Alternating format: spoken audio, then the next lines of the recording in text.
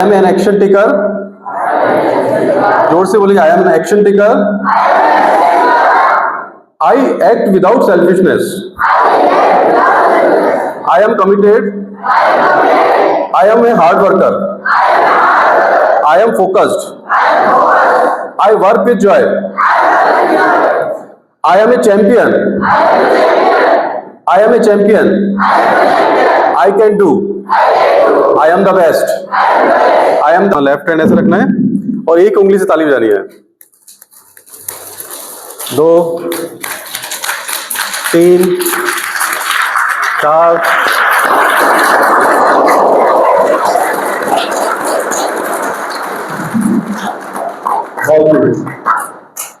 1931 में तमिलनाडु के एक छोटे से गांव में मछुआरे परिवार में एक बालक का जन्म हुआ। जब वो बड़ा हुआ तो उसे पढ़ने लिखने का बड़ा शौक था, लेकिन वो बड़े गरीब परिवार से था, बहुत साधारण परिवार से था। और इतना गरीब उनका परिवार था कि उनके घर में बिजली भी नहीं थी, तो वो स्ट्रीट लाइट पे जाके पढ़ता था। और अपने परिश्रम से, लगन से समय आने पर वो बहुत बड़ा वैज्ञानिक बना और भारत के जो मिसाइल कार्यक्रम है उसका हेड बना। उसे मिसाइल मैन के नाम से जानने लगे। और उसके बाद ऐसी परिस्थिति बनी कि वो बालक भारत का राष्ट्रपति बना, 11वां राष्ट्रपति। और आप सब जान ही गए होंगे हम किन की बात कर रहे हैं। हम बात कर रहे हैं डॉक्टर एपीजे अब्दुल कलाम की, जिन्हें भारत रत्न भी प्राप्त हुआ था और जिन्हें पीपल्स प्रेसिडेंट भी कहते हैं, मतलब जो लोगों के दिलों में राज करता है। तो एक बार पत्रकारों ने एपीजे अब्दुल कलाम से पूछा कि आपके जीवन में भी समस्याएं आती होगी, प्रॉब्लम्स आती होगी, तो आप क्या करते हैं? तो उन्होंने कहा कि मेरे जीवन में जब भी समस्या आती है, मुझे कुछ निर्णय लेना होता है, तो मैं श्रीमद् भगवद गीता का सहारा लेता हूँ। मैं श्रीमद् भगवद गीता के कर्म योग में विश्वास करता हूँ। वो धर्म से मुसलमान थे, हिंदू नहीं थे, फिर भी श्रीमद् भगवद गीता को मानते थे। उनके पास एक कॉपी श्रीमद् भगवद गीता की हमेशा रहती थी और जब भी कोई डाउट होता था तो वो खोलते थे किताब और उनको सॉल्यूशन मिलता था। अंतिम समय तक उन्होंने श्रीमद् भगवद गीता का अध्ययन किया और वो ये कहा करते थे कि गीता पढ़ने के बाद मुझे अनुभव हुआ कि मृत्यु जो है वो समाप्ति नहीं है, मृत्यु भी एक नया प्रारंभ है। तो ऐसा महान साहित्य, ऐसा महान ग्रंथ, जिसने एक साधारण से गरीब बालक को, जिसका जो निर्धन परिवार में जन्म हुआ, जिसके पास धन नहीं है, कोई सपोर्ट सिस्टम नहीं है, वो भारत का महानतम राष्ट्रपति बन सकता है जिस ज्ञान के सहारे, कर्मयोग का ज्ञान, ज्ञान योग का ज्ञान। तो उसे हम सबको भी सीखना चाहिए। हाँ या नहीं? जोश के साथ बोलेंगे, हाँ या नहीं? तो आज हम ये बात करने आए कि सफलता क्या होती है, जीवन में कैसे सफलता मिलती है। आप में से कितने विद्यार्थी जीवन में सफल होना चाहते हैं, सक्सेसफुल होना चाहते हैं? रेज योर हैंड्स, हाथ ऊपर करें। सफलता, सक्सेस, बहुत अच्छा। एक बार जोरदार ताली आप सबके लिए। तो आप सब जीवन में सफल होना चाहते हैं। सफल होने का मतलब क्या है? एग्जाम्स में बहुत अच्छे नंबर आना, ये सफलता है? या बहुत अच्छी जॉब लग जाना, जीवन में बहुत धन होना, बहुत यश होना, सम्मान होना, ये सफलता है? या सफलता के लिए जो हम प्रयास कर रहे हैं वो भी एक सफलता है? या हमारा जो जीवन में दृष्टिकोण है जीवन को देखने का, वो भी एक सफलता है? तो वास्तव में देखा जाए तो रिजल्ट ही नहीं, परिणाम ही नहीं, हमारे जो प्रयास हैं वो सफलता में ज्यादा महत्व रखते हैं। या जीवन के प्रति हमारी जो सोच है, हमारा दृष्टिकोण है, वो हमें ज्यादा सफल बनाता है। तो सफलता के 6 सूत्र मैं आपके समक्ष पेश करूंगा, प्रस्तुत करूंगा। तो पहला सूत्र है कार्य में उत्कृष्टता, एक्सीलेंस इन वर्क। हम जो भी कार्य कर रहे हैं उसको अच्छे से करें, उत्कृष्टता से करें, है ना। जैसे आप अध्ययन कर रहे हैं तो उसमें मन लगा के करें, पूरा हार्डवर्क के साथ करें, कमिटमेंट के साथ करें, फोकस के साथ करें और जॉय के साथ करें। मतलब जो भी आप कर रहे हैं उसमें कठिन परिश्रम डालें, उसमें समर्पण डालें, उसमें एकाग्रता डालें और साथ ही साथ आनंद की अनुभूति भी प्राप्त करें।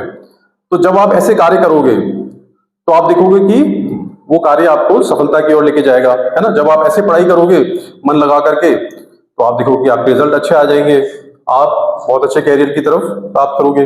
और इसे श्रीमद् भगवद गीता में श्री कृष्ण ने कहा है, योग है कर्मसु कौशलम। योग जो है कर्मों को करने की कुशलता है। भारत में योग की बहुत सारी परिभाषाएं हैं, लेकिन कृष्ण कहते हैं योग कर्मों को करने की कुशलता है। तो हम जो भी काम कर रहे हैं, बड़े से बड़ा, छोटे से छोटा, उसको कुशलता के साथ करें। जैसे अभी यहां बैठे हैं तो 100% कमिट होकर के अपने को ध्यान सेशन पे लगाना है, जो भी चल रहा है उसको सुनना है, समझना है। तो आप देखोगे कि ये चीजें आपके भीतर भी उतर जाएगी, ये सारा ज्ञान आपके भीतर भी उतर जाएगा। तो एक बार क्या हुआ कि एक स्कूल की बिल्डिंग बन रही थी, तो वहां बहुत सारे मजदूर काम कर रहे थे। तो किसी ने पूछा कि क्या कर रहे हो, तो एक ने कहा कि मैं दीवार बना रहा हूँ, दूसरे ने कहा कि मैं ईंटें लगा रहा हूँ, तीसरे ने कहा कि मैं सीमेंट कारा बना रहा हूँ। एक मजदूर बोला कि मैं शिक्षा का मंदिर बना रहा हूँ। तो बताओ इन चारों में से सफल कौन है? काम तो एक ही कर रहे हैं, कौन है सफल? जिसने कहा कि शिक्षा का मंदिर बना रहा हूं, उसकी भावना देखिए कितना बड़ा कार्य कर रहा है ना? तो वो जीवन में सफल होगा।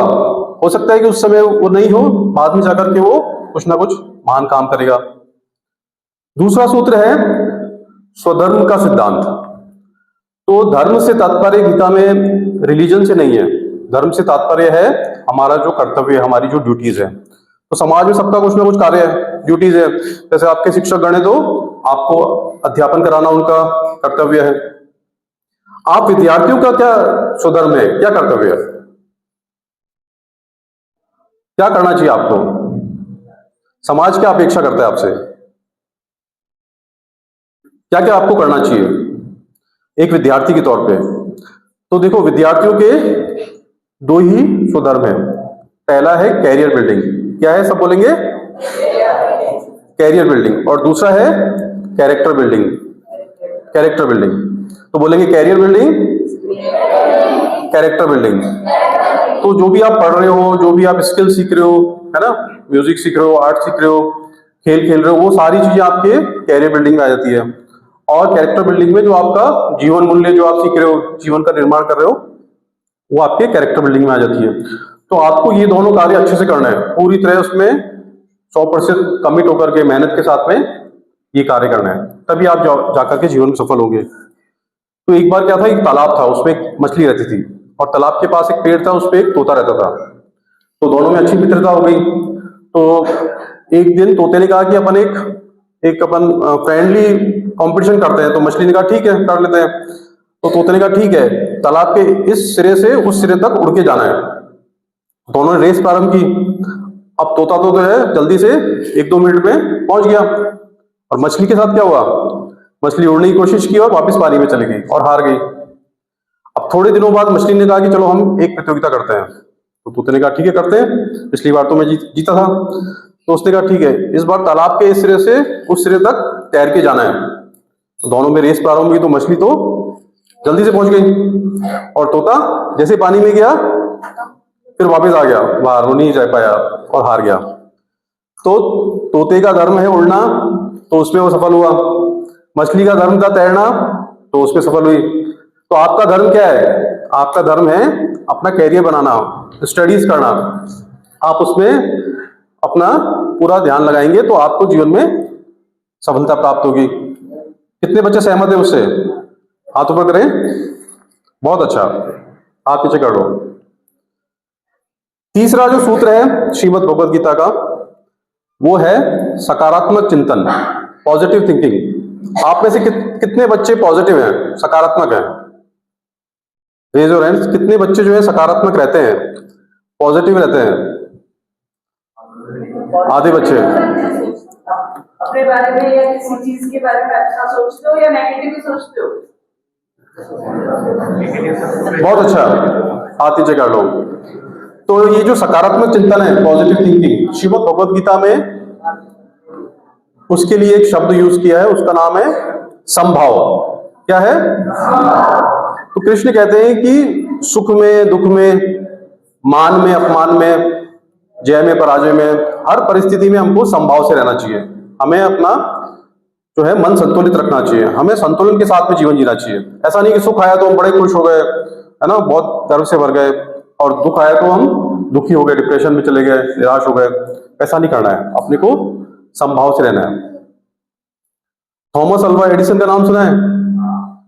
एडिसन ने क्या इन्वेंट किया था?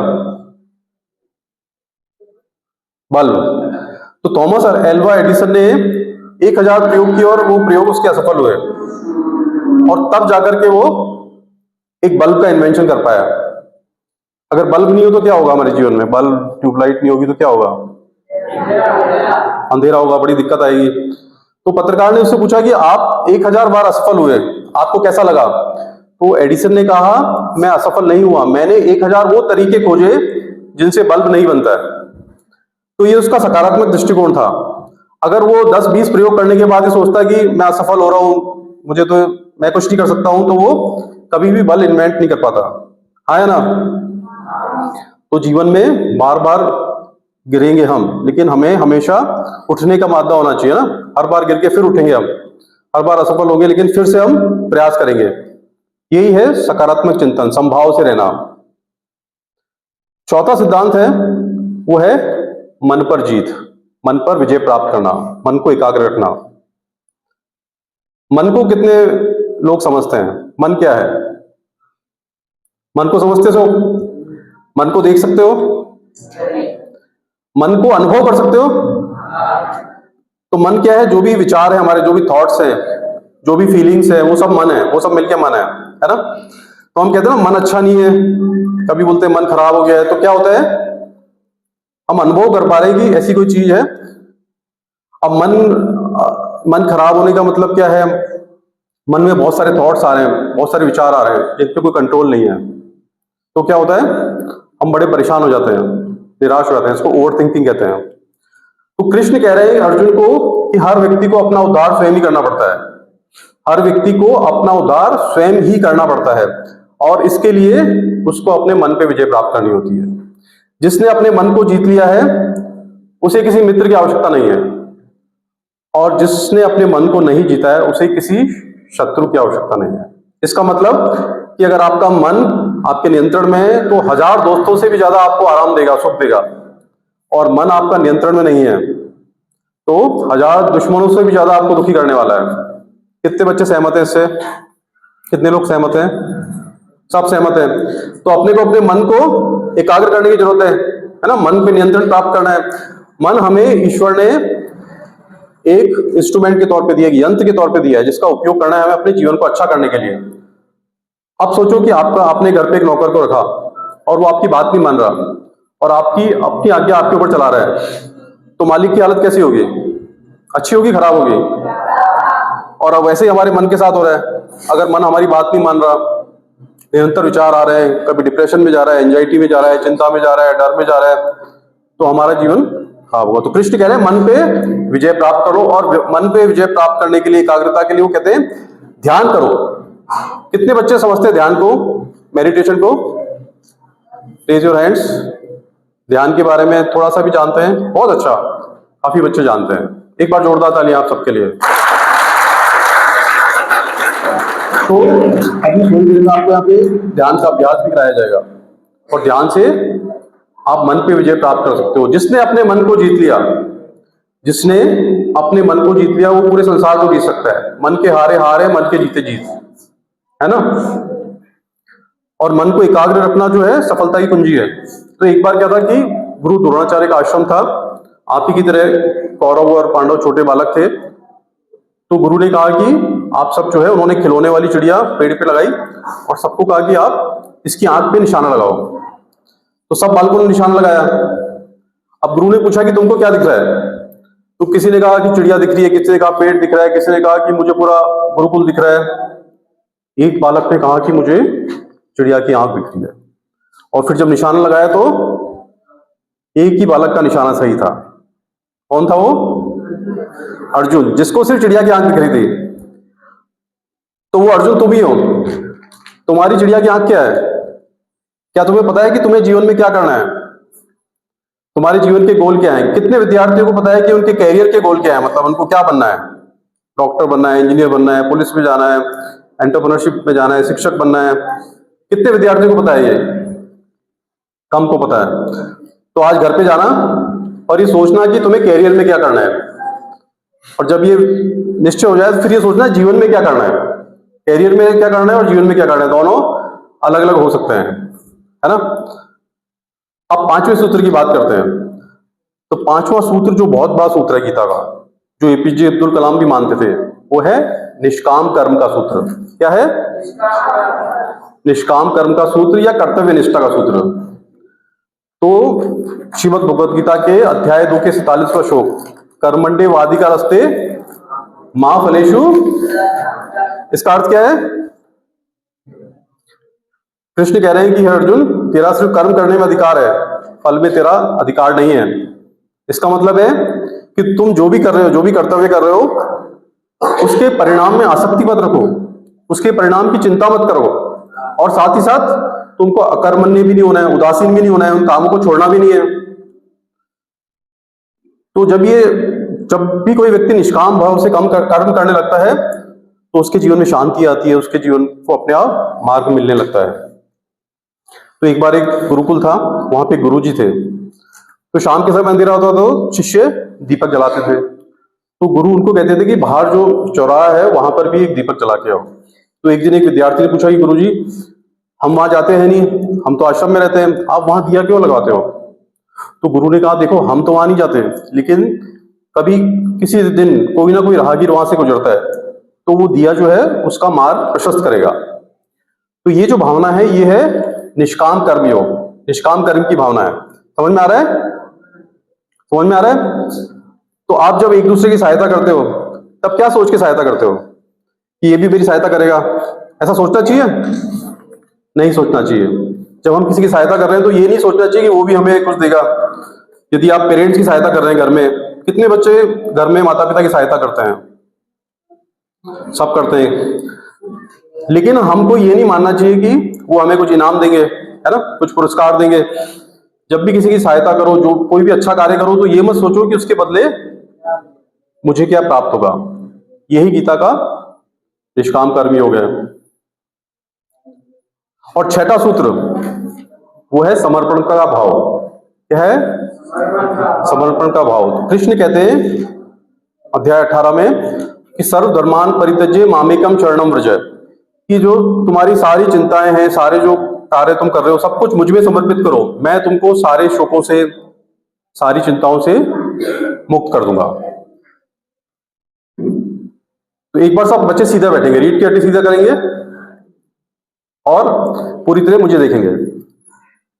तो कौन कौन से 6 सूत्रों में बात की हमने? कोई बताना चाहेगा? कोई भी रैंडम? तो पहला था योग कर्मसु कौशलम, मतलब वर्क इन एक्सीलेंस। दूसरा था स्वधर्म का सिद्धांत, हमें अपने कार्य को अच्छे से करना है। फिर था सकारात्मक चिंतन, समभाव से रहना, हमेशा सुख में दुख में किसी भी स्थिति में समभाव से रहो। फिर था मन पे विजय, और पांचवा था निष्काम कर्म, और छठा समर्पण का भाव। सुनीता विलियम्स के बारे में कितने बच्चे जानते हैं? सुनीता विलियम्स के बारे में सुना है? तो सुनीता विलियम्स भारतीय मूल की दूसरी महिला थी जो अंतरिक्ष में गई, याद है? तो जब वो दूसरी बार गई जून 2024 में, 8 दिनों के लिए अंतरिक्ष में भेजा गया था, लेकिन उनका स्पेस क्राफ्ट खराब हो गया और उनकी जो आने की पृथ्वी पे आना था वो टल गया। अब वो दिन थे तो बढ़ के सप्ताह हो गए, सप्ताह बढ़ के महीने हो गए, कई महीने बीत गए अंतरिक्ष के अंदर।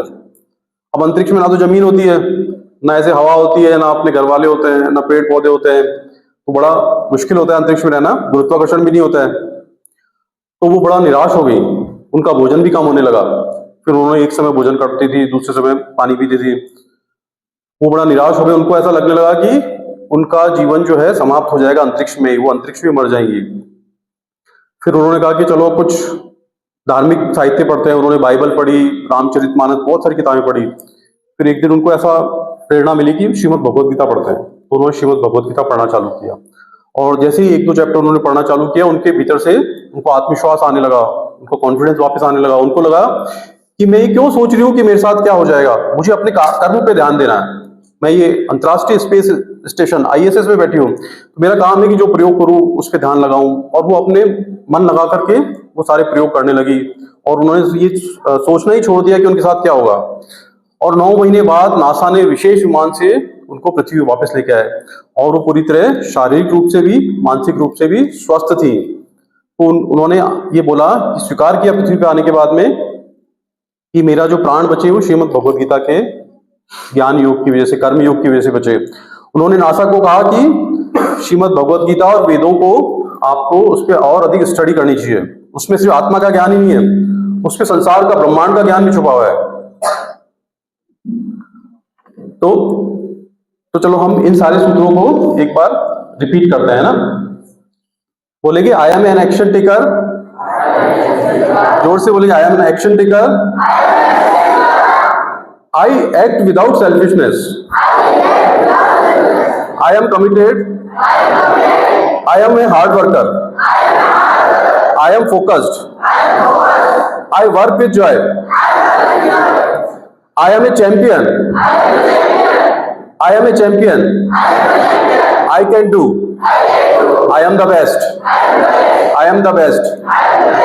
तो बहुत बहुत धन्यवाद आपको, थैंक यू वेरी मच। मेरी शुभकामनाएं आपके सामने, बहुत बहुत धन्यवाद।